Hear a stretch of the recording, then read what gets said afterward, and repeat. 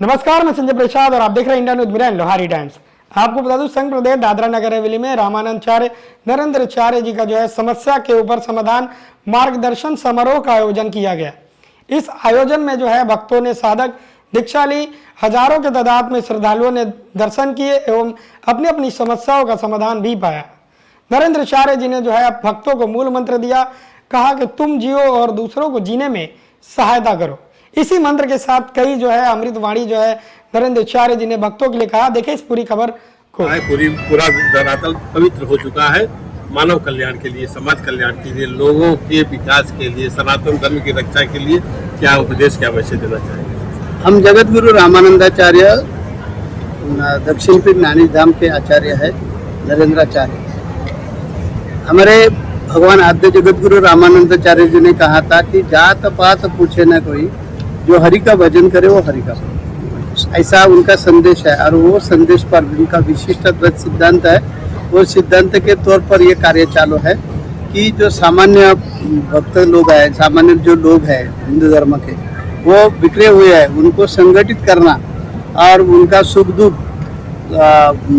पूछना और उनको अध्यात्म और विज्ञान के मार्ग से चलने के लिए सशक्त बनाना, ये हमारा कार्य है। और इसके लिए हम गुजरात में आते हैं, बार बार आते हैं। आज का कार्यक्रम जो है समस्या मार्गदर्शन का कार्यक्रम है। लोगों के जिंदगी में निजी प्रश्न रहते हैं और ये निजी प्रश्न उनके सुन लिए तो वो अध्यात्म के मार्ग पर चलने के लिए तैयार हो जाता है।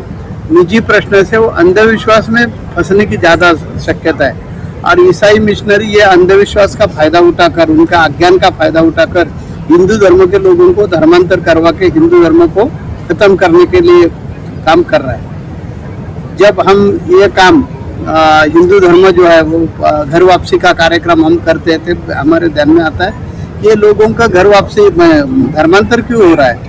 लोगों का अज्ञान का फायदा उठाकर वो ईसाई मिशनरी जो लोग हैं वो धर्मांतर कर रहे हैं। तो उनके जो निजी प्रश्न है, कभी बुखार आता है, कभी खांसी आती है, कभी कभी बहुत प्रकार का लोन होता है, ऋण होता है, ऐसे अनेक प्रकार के उनके समस्या रहती है। तो वो सुन लिया और उस पर मार्गदर्शन किया। तो मुझे लगता है कि या मेरा अनुभव ऐसा है कि लोग अंधविश्वास में नहीं फंसेंगे और ईसाई धर्म के जो लोग हैं उनके तरफ नहीं जाएंगे और ईसाई धर्म में धर्म परिवर्तन करवा के नहीं जाएंगे। वो रुकने के लिए हम व्यसन मुक्ति का काम करते हैं, घर वापसी का काम करते हैं। दूसरी बात ऐसे कि लोगों को धर्म के बारे में शिक्षा देते हैं कि सही धर्म क्या है। और हमने विज्ञान युग है, विज्ञान युग में शिक्षा क्यों लेनी चाहिए और शिक्षा से हमारे पास कैसे ज्ञान आता है, ऐसे अनेक विषयों पर हम मार्गदर्शन करते हैं और पूरे भारत देश में हम घूमकर हिंदू धर्म जो है हिंदू धर्म को बचाने का काम करते हैं। गुरु जी, आज वर्तमान समय में युवा पीढ़ी नशे में किल्लत में पड़ती जा रही है, तो उसको बचाना सर बहुत बड़ा दायित्व है, सभी का है। वो काम हम कर रहे हैं ना। अभी तक 5-6 लाख लोगों को व्यसन मुक्ति से हमने छुटकारा दिया है और व्यसन मुक्ति की तारीख अभी हमारे हर महीने में 1 तारीख रहती है। अभी अक्टूबर महीने में 29 तारीख को नानी धाम में उनके बारे में हम मार्गदर्शन करेंगे। ऐसे हर महीने में 1-1 तारीख रहते हैं, हर महीने में 1 तारीख रहते हैं और वही दिन सिर्फ व्यसन मुक्ति छुड़वाने के लिए जो युवा आते हैं उनको ही लेते हैं और उनके लिए पूरा टाइम देकर कैसे वो शराब पीते हैं तो उनकी नशा जब तक उतरती नहीं है तब तक उनको मार्गदर्शन करवा के फायदा नहीं है। इसी कारण हम नानीज में उनको बुलाते हैं। आते समय वो बहुत पीकर आते हैं, उनकी उतर गई कि दूसरे दिन उनको मार्गदर्शन करते हैं और मार्गदर्शन ऐसे वो तो करते हैं कि उनके मन को शर्म आनी चाहिए कि अरे हम कर रहे हैं वो गलत काम कर रहे हैं, हम युवा देश का भविष्य है और हम कैसे गलत काम कर रहे हैं। व्यसन मुक्ति के कारण यानी व्यसनों का कारण 4-5 है।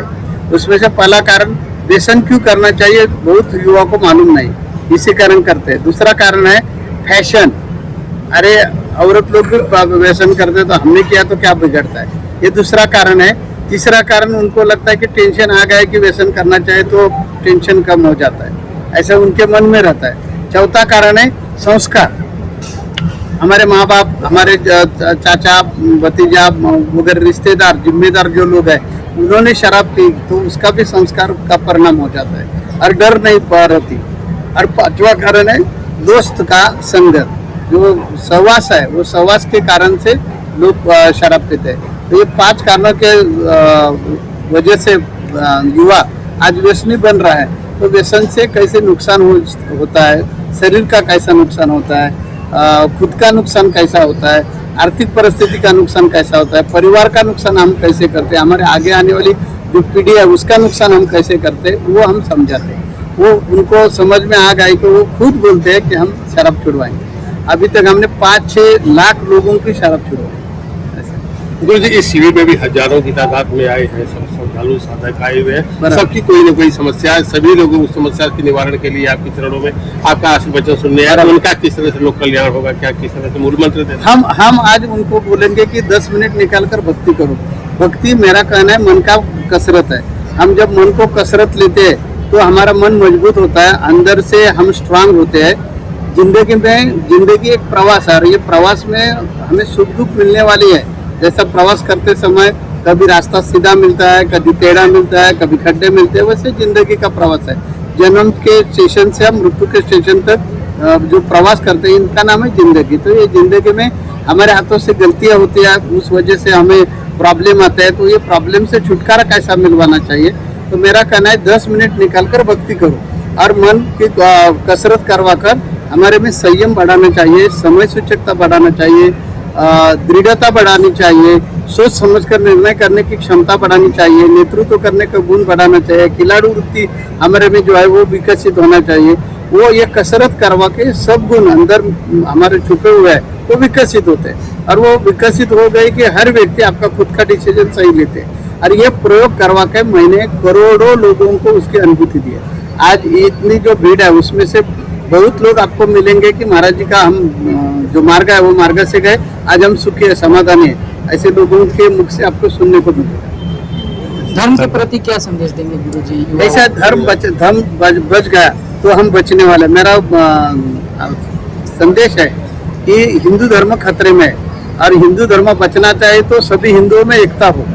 कुंभ में हमने प्रयाग के कुंभ में हमने स्लोगन लगाए थे, डरेंगे तो मरेंगे, और उस पर बहुत बहस हो गई।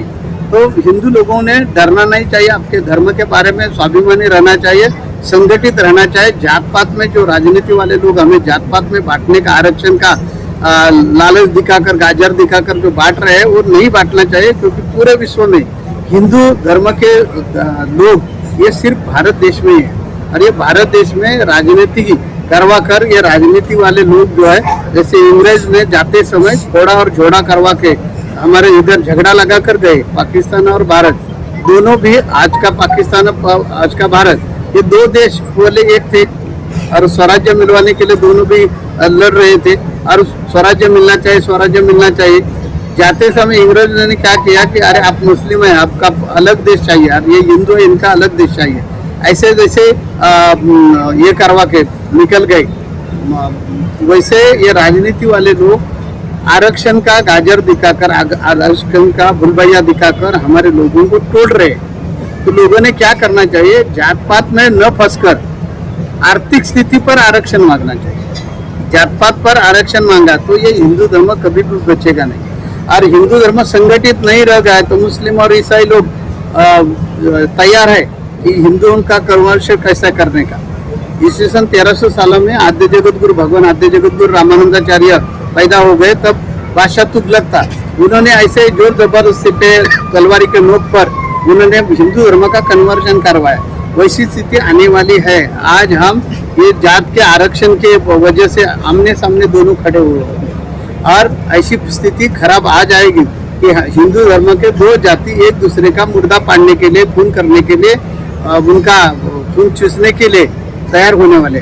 तो ये आरक्षण जो है, आरक्षण हमने मांगना चाहिए, लेकिन आर्थिक स्थिति पे मांगना चाहिए। आज देखिए आरक्षण में कोई जाति आती है, उसका सर्वे किया आपने, सर्वेक्षण किया तो ऐसे दिखेगा कि समझो इनके घर में आरक्षण मिल गया, इसका फायदा इन्होंने उठाया, तो इनका ही पूरा घर आरक्षण का फायदा उठाते। दूसरा भाई जो रहता है उसको आरक्षण मिलता है। आपने सर बहुत ही एक मूल उठाया है मंत्री यहाँ का कि यह आरक्षण, आर्थिक आरक्षण के लिए यहाँ शासक जो है, जो सत्ताधीश है, उनको क्या सर नसीहत देना चाहेंगे, क्या उपदेश चाहेंगे कि ये सत्ताधीश जो है ना, वो ये कैसे जादू की कांडी है ना आरक्षण। वो बंद नहीं करेंगे। वो किया तो उनका राजनीति नहीं चलेगी, उनकी रोटी नहीं सीखेगी। इसी कारण हिंदू धर्म के लोगों ने उसके बारे में उन्हें कब सद्बुद्धि आएगी सर ऐसे लोगों को? उनको सद्बुद्धि नहीं आएगी। राजनीति वाले लोगों को सद्बुद्धि का संबंध ही नहीं है। उनको इतना ही मालूम है लड़ाई झगड़ा करवा के सुंदर उपसुंदर को सुंदरी बीच में लाकर झगड़ा करवा के ही फायदा उठाने का है। सुंदर उपसुंदर दो भाई थे और ये दो भाई को झगड़ा करने के लिए एक सुंदरी आ गई, तो उन्होंने दोनों भाई का झगड़ा लगाकर एक दूसरे को मार दिया। राजनीति वाले लोगों को यही चाहिए, दूसरा कुछ नहीं चाहिए। कि हिंदू धर्म संगठित नहीं रहना चाहिए। हिंदू धर्म ऐसा बांट गया, बटेंगे तो कटेंगे पैसे बोले ना योगी जी, वो सही बात है कि हमने जाति जाति में बांटना नहीं चाहिए, तो ही हम संगठित रहेंगे। नहीं तो हमारा हिंदू धर्म का भविष्य बहुत खतरे में है।